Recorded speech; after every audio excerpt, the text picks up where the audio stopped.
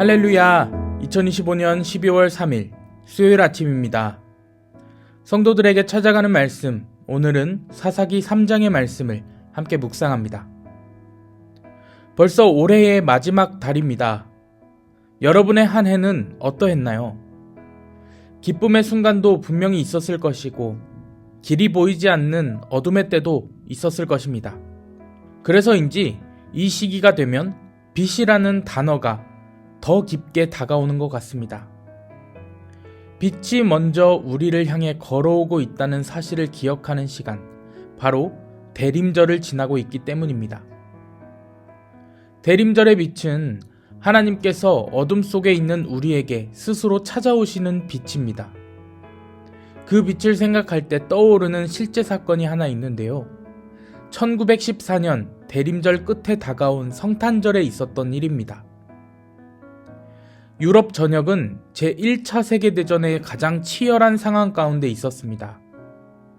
군인들은 참호 속에서 얼어붙은 진흙바닥에 몸을 웅크린 채 내일이면 또 누군가 죽겠지 하는 절망을 안고 있었습니다.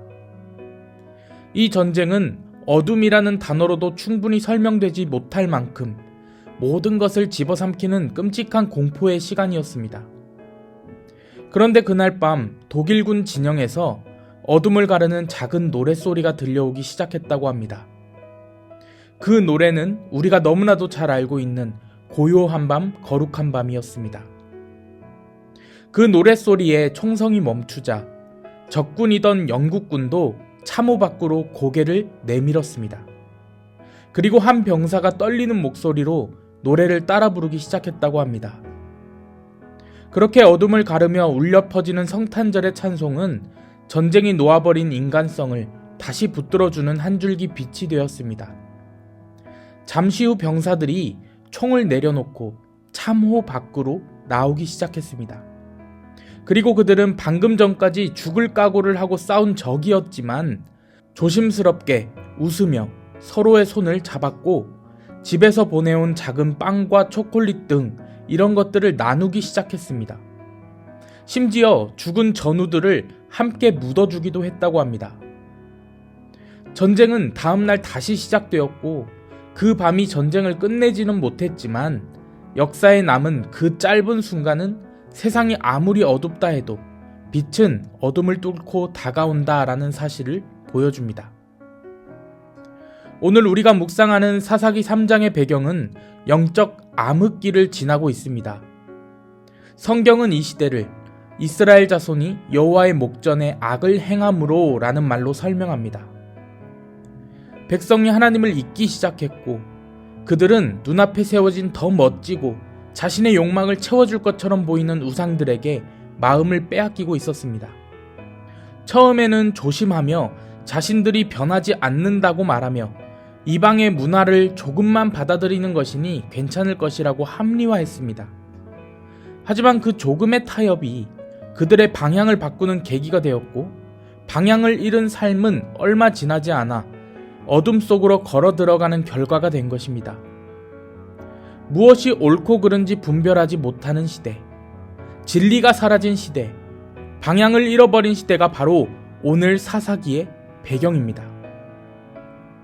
사사기를 읽다 보면 이스라엘이 한순간에 어둠에 빠진 것이 아니라 말씀의 빛을 조금씩 잃어가면서 스스로 암흑을 향해 걸어간 것임을 알 수 있습니다. 그리고 오늘 우리가 사는 시대가 그 모습과 너무 비슷합니다. 많은 이들이 요즘은 영적으로 너무 혼란스러운 시대다. 무엇이 진리인지 헷갈린다. 영적 감각이 사라진 것 같다. 라는 고백들을 합니다. 세상은 급속도로 변하고 그로 인해 정체성과 기준이 흔들리면서 사람과 사람 사이의 관계는 깊이를 잃어갑니다. 또한 말씀은 점점 쓰면 뱉고 달면 삼키는 식의 선택적 대상이 되고 예배는 형식만 남고 마음이 없습니다. 즉 사사기의 어둠은 오늘의 영적 풍경과 닮아 있다라는 것입니다. 그러기에 우리는 지금 지나고 있는 이 대림절을 가볍게 보낼 수 없습니다. 우리는 지금 어둠 속을 지나고 있기 때문입니다. 그리고 그 어둠 속에서 우리를 향해 다가오는 빛, 예수 그리스도의 오심을 깊이 묵상해야 할 때입니다. 사사기 3장을 보면 어둠이 깊어졌을 때 하나님이 등을 돌리셨다는 말은 나오지 않습니다. 하나님이 침묵하고 계신 것 같았지만 하나님은 그 침묵 가운데서조차 빛을 준비하는 일을 멈추지 않으셨습니다. 이스라엘이 하나님을 잊어버린 동안에도 하나님은 그들을 잊지 않으셨습니다. 오히려 그들이 가장 깊은 어둠 가운데 있을 때 하나님은 구원의 사람, 사사들을 세우기 시작하셨습니다. 온니엘, 에훗, 삼갈과 같은 이들 말입니다. 이들은 성경에서 길게 소개되지도 않은 그저 평범한 사람들입니다. 그들은 전쟁 영웅들도 아니었고 특별한 배경을 가진 사람들도 아니었습니다. 그런데 하나님은 그들을 들어서 어둠 속에서 다시 작은 빛을 켜기 시작하셨습니다. 마치 참호 속에서 들려오던 노래처럼 빛은 그렇게 조용히 시작되었습니다. 이것이 바로 예수님의 오심과 닮아 있습니다.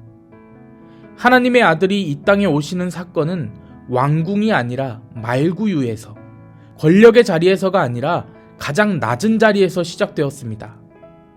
사람들이 다 잠들어 있는 밤, 빛은 조용히 세상에 왔습니다. 오늘 우리의 삶을 보면 어둠이 더 커 보일 때가 있습니다. 문제가 반복되고 죄의 마음이 흔들리고 기도가 메말라 있고 삶은 방향을 잃고 하나님은 점점 더 멀리 계신 것처럼 느껴질 때가 있습니다. 그러나 어둠이 깊을수록 빛은 더욱 선명해지는 법입니다. 어둠은 빛이 없는 상태가 아니라 빛이 오기 직전의 상태라는 것을 잊지 않는 우리 모두가 되기를 축복합니다.